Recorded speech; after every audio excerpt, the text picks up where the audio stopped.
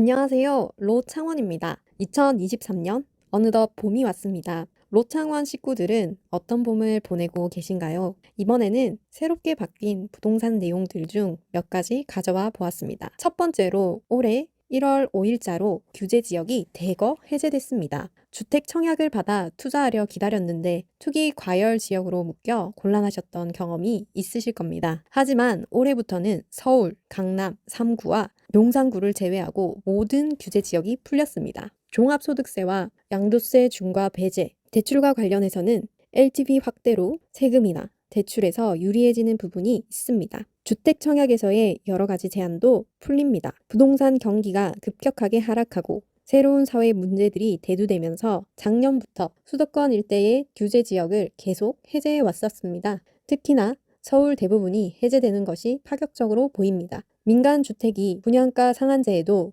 변화가 있는데요. 마찬가지로 강남 3구와 용산을 제외한 모든 지역에서 분양가 상한제 적용이 해제됩니다.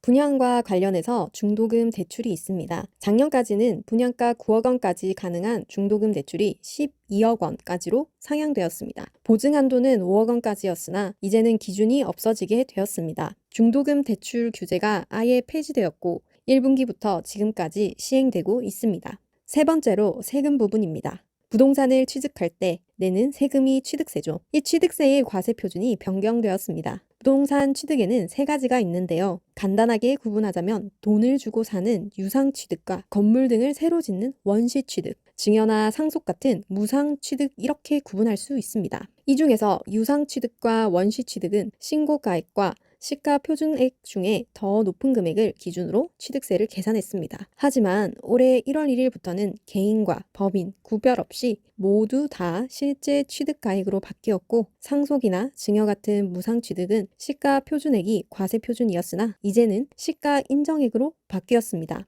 시가 인정액이란 것은요, 일정 기간 동안의 주변 매매 사례와 공매 사례, 감정평가액 등을 감안해서 가격을 책정하는 것이기 때문에 과거의 시가 표준액보다 당연히 높은 금액이 나올 수밖에 없습니다. 상속과 증여 같은 무상 취득에서는 취득세가 많이 올라갔습니다. 양도소득세 2월 과세 기간도 확대되었습니다. 양도소득세 2월 과세 제도에 대해서는 예를 들어 보겠습니다. 3억 원에 매입한 아파트가 있고 3억이 올라서 현재 6억 원이 됐습니다. 이 아파트를 팔면 양도차익 3억 원에 대한 양도소득세가 나오겠죠? 그런데 이걸 제가 남편에게 증여하면서 6억 원에 신고합니다. 부부 사이에는 10년 동안 6억 원까지 증여세가 없기 때문에 세금이 발생하지 않습니다. 그리고 남편이 곧바로 6억 원에 매도합니다. 6억 원에 증여받아서 6억 원에 매도했으니까 아내는 양도 차익이 없죠. 차익이 없으니까 세금도 없을까요? 안타깝지만 세법에서는 이걸 막고 있습니다. 이렇게 증여받은 부동산을 5년 이내에 매도하면 양도세를 계산할 때의 취득가를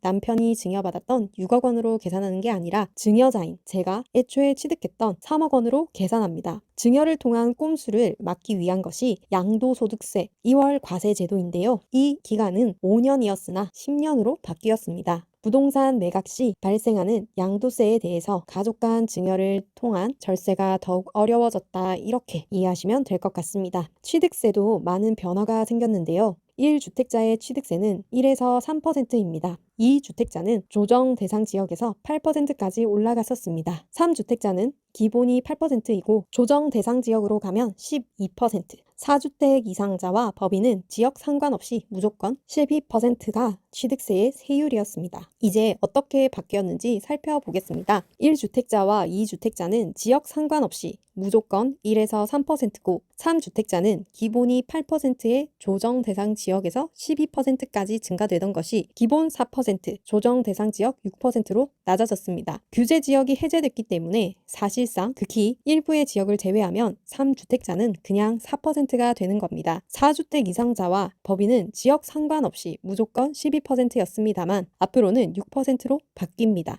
전체적으로 보면 다주택자의 취득세가 최소한 절반 이상 줄어들게 되었습니다. 이건 추후에 관련 법률을 개정해서 소급 적용한다고 합니다. 이외에도 투기 과열지구 내에서는 분양가 9억 원까지만 특별 공급이 가능합니다. 그래서 특별 공급은 소형 평수만 가능하다, 불합리하다 이런 지적이 있었는데요. 올해 2월까지 주택 공급 규칙을 개정해서 금액 제한 기준을 폐지하였습니다. 때문에 좀 더 넓은 평형에서도 특별 공급 물량이 나올 수 있게 되었습니다. 또한 수도권이나 광역시 등에서 1주택자가 추첨제로 분양에 당첨될 경우에는 2년 내에 기존 주택을 처분해야 한다는 규정이 있었는데요. 이 규정도 폐지되었습니다. 부동산과 관련된 여러 규제들이 계속해서 완화되거나 폐지되고 있는데요. 앞으로 좀 더 많은 규제들이 완화될 것으로 보입니다. 부동산 정책과 관련해서 새로운 소식이 있다면 다시 정리하도록 하겠습니다. 오늘 영상은 여기서 마치겠습니다.